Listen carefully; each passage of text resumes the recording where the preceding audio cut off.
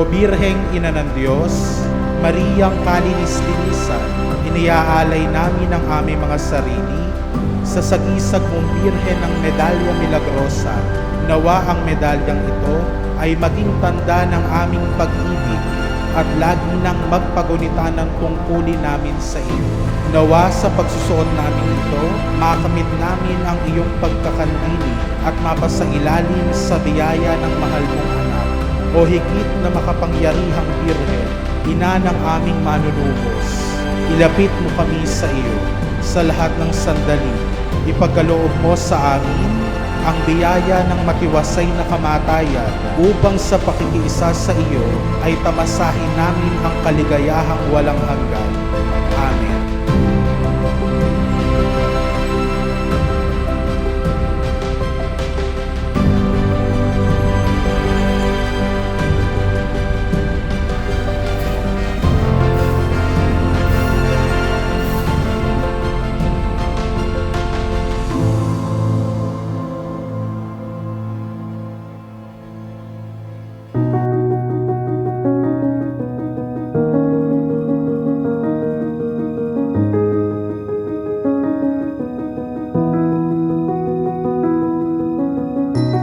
Gayon na lamang ang pag-ibig ng Diyos sa sanlibutan, kaya ibinigay niya ang kanyang bugtong na anak upang ang sumasampalataya sa kanya ay hindi mapahamak, kundi magkaroon ng buhay na walang hanggan.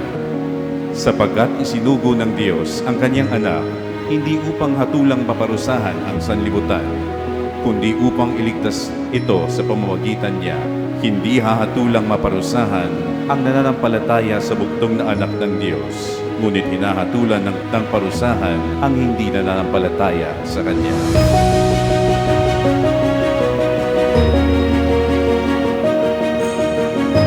Minsan po nang basahin ko ang evaluation patungkol sa akin, hindi ko makakalimutan yung isa sa mga komentong nakalagay doon. Ang sabi ay, "His devotion to Mary might cloud his interpretation of the Trinitarian God."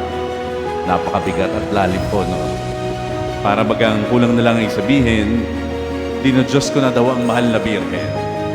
Aminado naman po ako na ako'y may masidhing pagmamahal sa mahal na Birhen. Ngunit, hindi po ito kailanman naging hadlang upang mahalin ko rin ang Diyos. Bagkus, ito pa nga ang naglapit sa akin kay Jesus.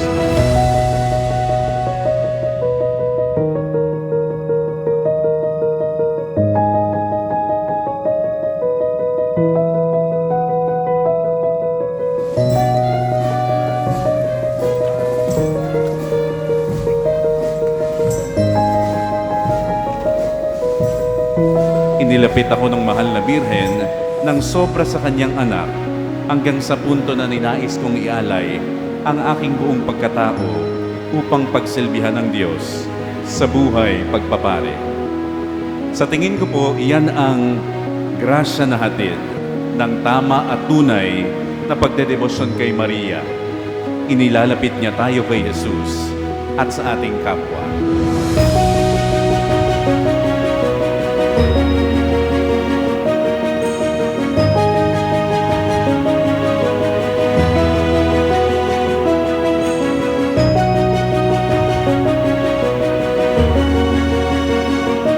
Mga kapatid, ngayong araw ay pinagdinilayan natin ang dalawang magandang misteryo ng ating pananampalataya.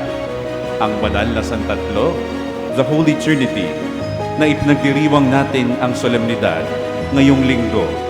At gayon din naman, ngayon ay pinaparangalan natin ang mahal na Birhen sa pagtatapos ng isang buwang pagdiriwang ng Flores de Mayo.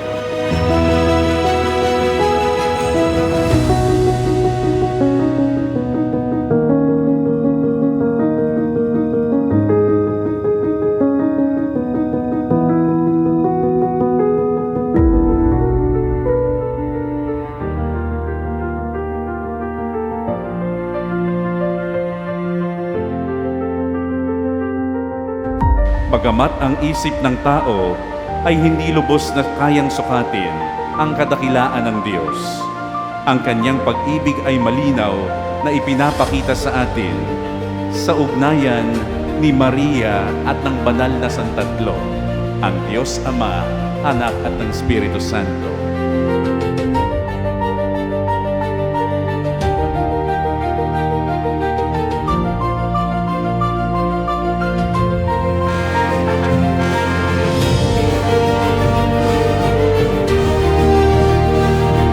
Hinawakan niya ang tinapay, pinasalamatan kanya, pinaghati-hati niya iyon, iniabot sa kanyang malagad ng sabi, "Tanggapin ninyong lahat ito at kanin. Ito ang aking katawan na ihahandog para sa inyo."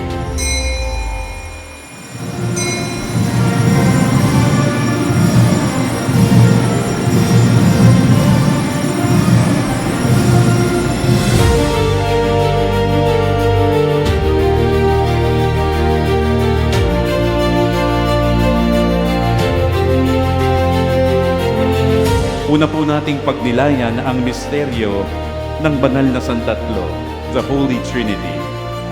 Ang ating Diyos ay iisa, ngunit siya ay may tatlong persona, ang Ama, ang Anak, at ang Espiritu Santo. Paano ba natin ito maiintindihan? Isipin natin ang ugnayan nila bilang isang perpektong pamilya. Ang Diyos Ama ang lumikha at nagmahal sa sanlibutan. Ang Diyos Anak na si Jesucristo ang nagligtas sa atin sa pamamagitan ng kanyang krus. At ang Espiritu Santo ang gumagabay at nagbibigay buhay sa ating mga puso. Sila ay magkakaiba, subalit iisa ang kanilang layunin at pag-ibig. Ang tatlong persona ay nagkakaisa hindi lamang sa kapangyarihan, kundi sa walang hanggang pagmamahalan.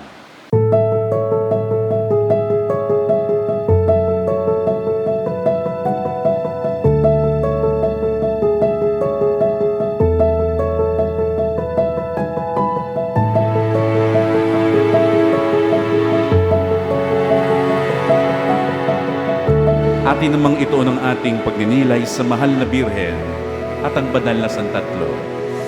Ano nga bang kaugnayan ni Maria sa banal na Santatlo?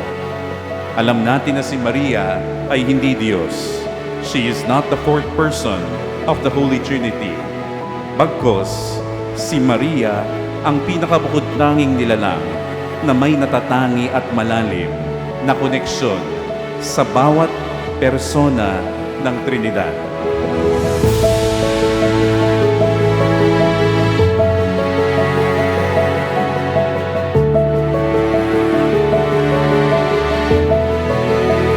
Si Maria ay anak ng Diyos Ama.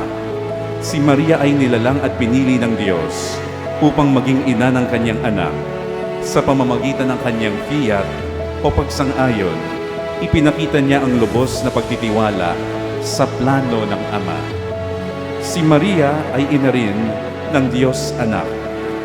Si Maria ang nagluwal kay Jesucristo, ang ikalawang persona ng banal na Santatlo na nagkatawang tao. Siya ang nag-aruga sa ating tagapagligtas mula sa pagkabata hanggang sa kanyang ministeryo. At si Maria ay esposa, karamay ng Espiritu Santo. Si Maria ay naging templo ng Espiritu Santo noong siya'y lukuban ng banal na Espiritu upang magdalang tao.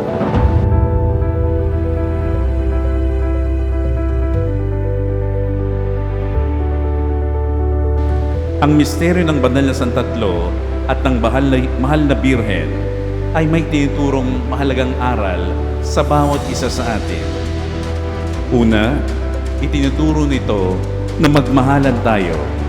Tulad ng banal na Santatlo, tayo ay tinatawagang magmahalan sa isa't isa.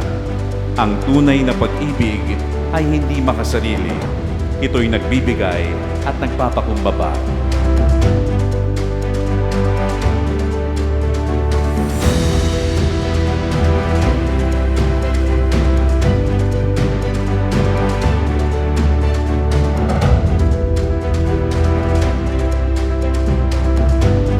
Pangalawa, tayo rin ay inaanyahang tularan at hingin ang tulong ng mahal na Birheng Maria. Si Maria ang ating ina at tagapamagitan. Kung nahihirapan tayong intindihin ang mga misteryo ng buhay o kung kailangan natin ng tulong, lumapit tayo kay Maria. Siya ang magtuturo sa atin kung paanong sumunod ng tapat kay Hesukristo.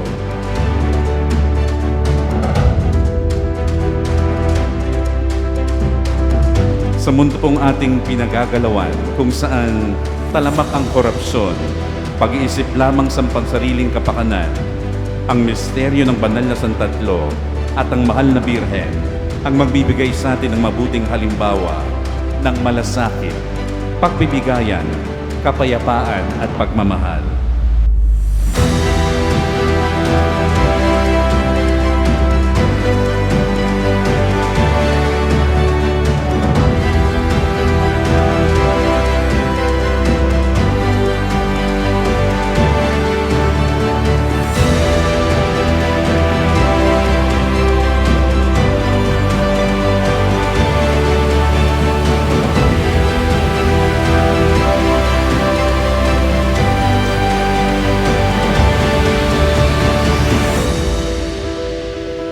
Ginang Cynthia, hinahabilin ko na sa iyo ang bara altar na ito na tandaan ng pagiging hermana sa susunod na taong sa pagdiriwan ng Flores de Maria ng 2027.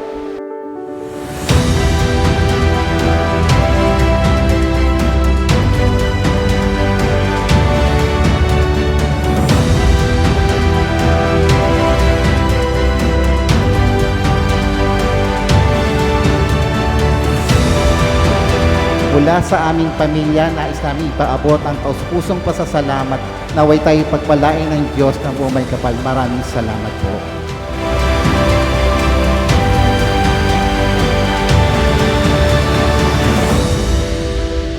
Nawa po, ating tularan ng halimbawang ito ng mahal na Birhen at banal na Santatlo, matutunawa tayong magmalasakit, magbigay at magmahal katulad nila.